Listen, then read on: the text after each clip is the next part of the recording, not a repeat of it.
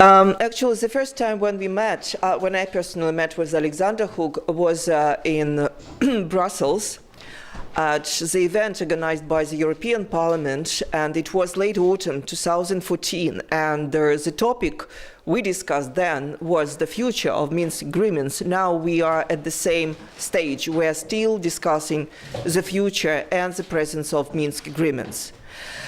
That first visit and that event related to Ukraine, in my experience, was for me kind of a starting point to do whatever possible to raise awareness of the reality I have seen there myself. And even then, in 2014, late autumn, when, believe me, quite many people believed that it would be a matter of weeks, months, but not years, I was sure that it would last for long and quite a lot would be required to sort this mess out. It's not yet sorted out. Since then, thanks to my friends in Finland, in the Netherlands, in the US, in France and Germany, in Portugal, we have been organizing humanitarian aid for civilians trapped in the conflict. And in the time of my work as a humanitarian activist, not just as a journalist, so I've worked out a number of contacts in Ukraine who are based in various parts of Ukraine, both on territories controlled by Kiev and outside control of the government. And we organize help to civilians, mostly to people who are deprived of any means for different reasons. Actually, before Alexander, well, just before this event, I've been in contact with those people I cooperate with in Ukraine. And I asked them several questions about their estimation of the situation as of now. And with regard to the most victimized groups, to the most acute needs of the civilians there, and the problems they are facing. And if to summarize it shortly, their answers would be, their answers were like, so the neediest groups, both in territories controlled by the government and outside their control, are full families with fathers who are body-able men without jobs. Because these families with so-called adult children at the age from 10 to 14 are not entitled to any benefits, no matter where they are based. Another victimized group are internally displaced people. And I tell about internally displaced people both within the so-called republics and in the territory controlled by the government. And the main problem with internally displaced people is the policy towards them conducted by the government, which unfortunately we can't influence.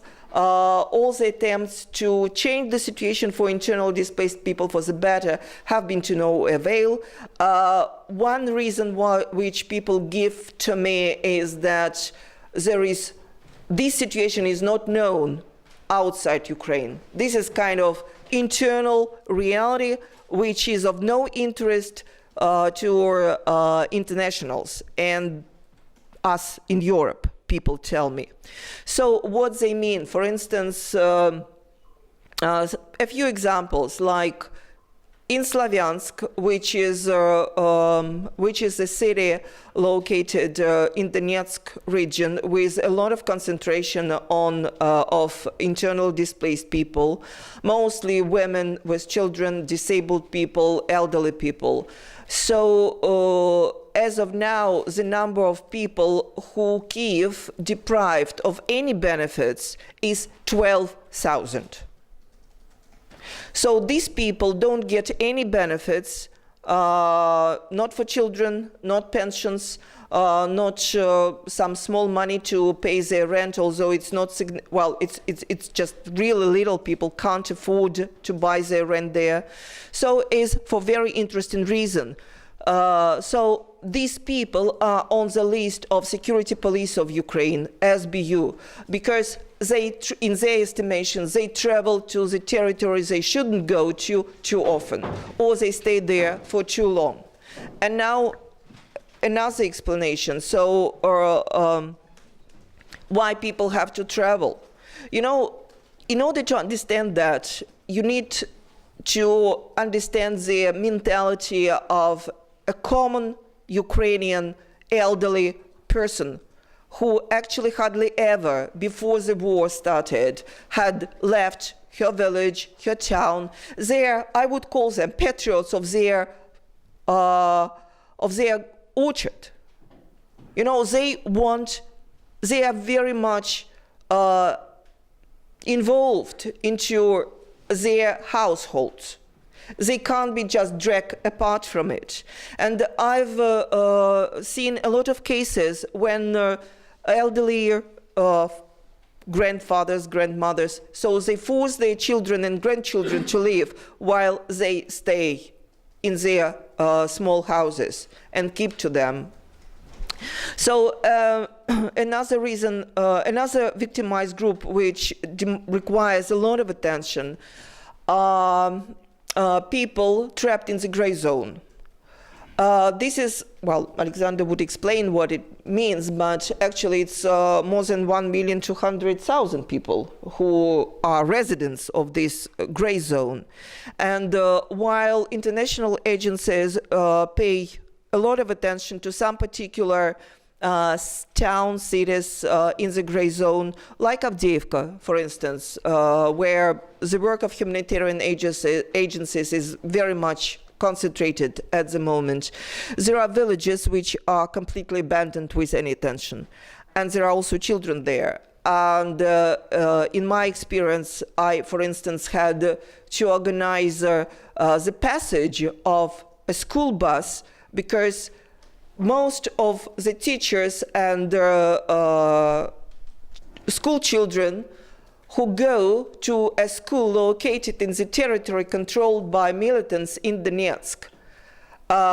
So they live in the territory controlled by the Ukrainian government. In order to go to school, actually they need a free passage. In order to get this free passage, they can't do it by walking. Yeah, they need a bus, and the bus needs petrol. So I, for instance, had to organize at some point petrol for this school bus for 3 months, which wasn't possible to do for international agencies. Actually, it was a request to me as an individual, not from the people, not from the school principal, but from Save the Children, because they can't do that, because it would be beyond their capacity to take responsibility over the decision to let children in a school bus go via this checkpoint. So I did it in my personal capacity, so to say, having all assurances from the principal of that school that actually the agreement had been reached with military manning checkpoints on both sides of the conflict, both on the Donetsk side and on the Ukrainian side. And while I was following that situation up, because it was my responsibility, yes, to pay that bus. Thanks to Aki Kaurismäki, by the way.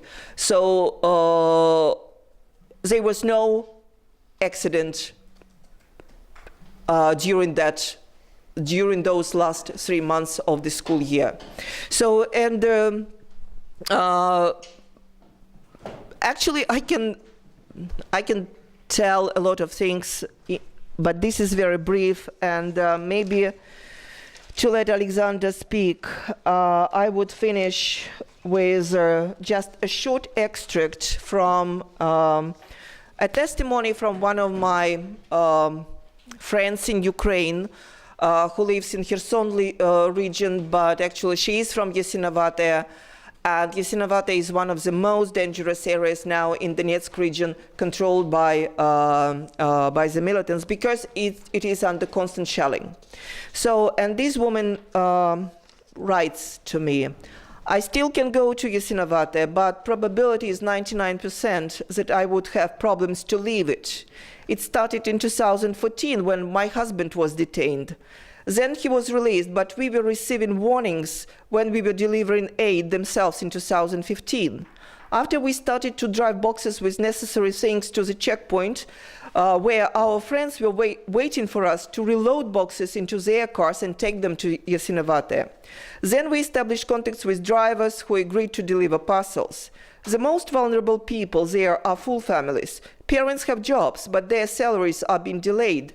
If there are adult children at the age from 10 to 14, they don't get any social benefits as their parents technically are not unemployed.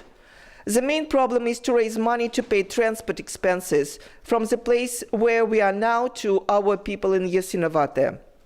If until recently the problems were mostly caused by personnel of Ukrainian checkpoints, now there have been cases with the Republican checkpoint also demanding money. Besides, the administration is trying to get control of help we organize. They even contacted families we are helping, persuading them to influence me so that we bring all collected aid to the city council, to some official in charge, who will then distribute. We all refuse to do that. I get most help from Germany and Greece, you too. These are all common people who get together in Facebook groups and raise help. What people in Yasinovata need are diapers, children's clothes, medicines, and money to pay transport. What I do to minimize problems is that I pack individual parcels, including copies of birth certificates or mother's passports. I also write letters on behalf of non-existent relatives who send their gifts to the family members. I never seal the envelopes, as personnel of both checkpoints often read them. Thus, I pretend to act not as a civilian volunteer, but just as a courier who helps relatives to stay connected. And in one of the recent examples of such volunteers like this woman, this is another woman who is based in Kharkov. Actually, she got immediate threats from Ukrainian military who actually demanded part of the aid to share with them. So when she refused, she started to receive threats. Her car was damaged. Dangerous people were waiting for her at by her flat. And you know, it's very difficult to draw attention also to the plight of these few people in Ukraine who do this enormous attempt to help really thousands of civilians. Thank you.